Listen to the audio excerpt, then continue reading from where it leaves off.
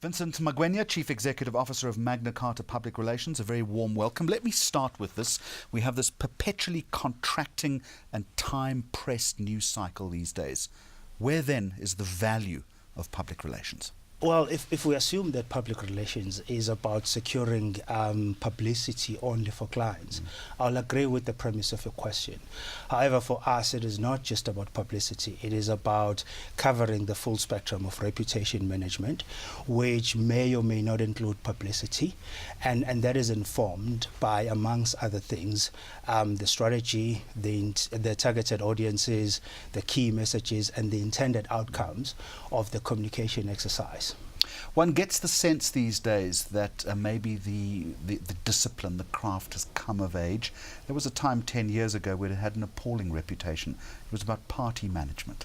These days, people take this a lot more seriously, don't they? For us at Magna Carta, it has always been about strategy. It has always been about delivering that solid communication strategy. And yes, I won't deny that the practice has had that reputation. It was certainly viewed in that way, and unfortunately businesses or companies used it in that way where they couldn't get the full value of PR. And certainly I think reputation management as a whole is taken a lot more seriously, because it has been demonstrated over time that it could impact the brand's bottom line. I want to talk to you about value and measurement in just a moment. Sure. But you also use the word strategy. There has been criticism, there's ongoing criticism, that public relations is big on promise, but often weak on delivery and weak on strategy. And that is true to an extent. From my understanding, I'll respectfully dispute that criticism and say that from a PR perspective, strategic thinking does not exist in a vacuum. The strategy from a PR perspective has to be informed and aligned to the overall business strategy, and it has to deliver to that business strategy. So if the business strategy is clearly unpacked for PR practitioners, it should be reasonably easy for those PR practitioners to deliver a solid communication strategy that can be executed in multiple platforms aimed at varying audiences and stakeholders. Do you fit into the marketing tent when you're working for a big client, or do you work directly for the chief executive and the executive itself? We do both. It depends on the nature of the brief. And often there's been a bit of a dichotomy there that people haven't quite worked out where PR fits in.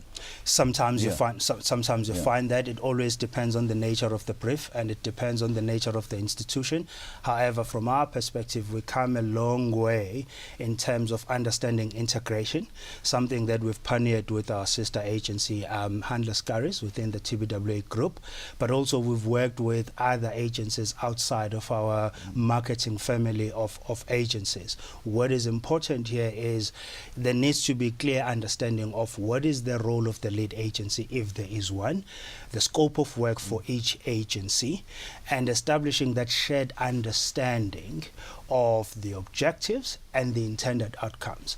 And if those are well understood, a harmonious sort of relationship can be easily created. And that's agencies. almost impossible to manage sometimes, given that you're all competing for client brand rand. It is with its difficulties sometimes, and it's not that easy. But from our perspective, truth is PR remains the most cost-effective of all the marketing disciplines. It is the most agile in terms of responding to issues of reputational threat. So the competition is often not amongst other agencies within the marketing mix. The competition is often amongst, if there are other PR agencies in a much bigger scope, that makes it very difficult to integrate. One of the other challenges that your sector is facing is how to incorporate social media into reputation management operations. Have you cracked the code in that respect? Actually, we've always seen it as an opportunity. It's never been a challenge. We managed to quickly realize that social media has a major influence on traditional media, as well as how media coverage gets escalated to a completely different level through social media. Recognizing that relationship and that influence led us to a position where we are now able to service clients with specific social media products that assist clients to navigate that space. So products such as influencer science, relationship strategies, CEO profiler, those are products that we've already been able to deliver with great success to clients. Gatekeeping in social media becomes very difficult though. So much information is flying out and there's a huge amount of risk attached to that. How do you get your head around that? Absolutely. You need to have tools that will allow you to monitor and map circles of influence. You need to then get clients to understand the rapid pace at which information is exchanged and to then structure themselves accordingly so that issues can be picked up early on and be responded to fairly quickly. And we're finding brands being sensitive to this, and we're finding brands responding very positively to this demand. The other big issue that has faced public relations or reputation management agencies forever is measurement of what you do. It's impossible to measure change in perception, or is it? Is there new thinking absolutely around that? You know, for a long time we've been using AVE, and we've come to recognize that AVE has lived its time and stands for AVE stands for audience advertising value equivalent. Correct. That's right. That's advertising value equivalent, and we've come to recognize that it will soon belong to the Stone Ages. Locally, the industry has not yet attained an agreed form of measurement. Globally, we've seen a lot of progress. At Magna Carta, however, we are at a pilot stage with some of our clients with new tools of measurement. I won't let the cat out of the bag so soon. I mean, suffice it to say, it's more than just column inches. It's more than just column inches. It's about setting those smart objectives up front and measuring the impact against the intended outcomes. Just a final question then. What should a marketing director or chief executive officer be asking of a potential agency should they want to hire you? Okay, a couple of things. The first thing is the agency needs to demonstrate an unquestionable ability to deliver strategic thinking. That's the first thing. Second thing is depth of experience in the team.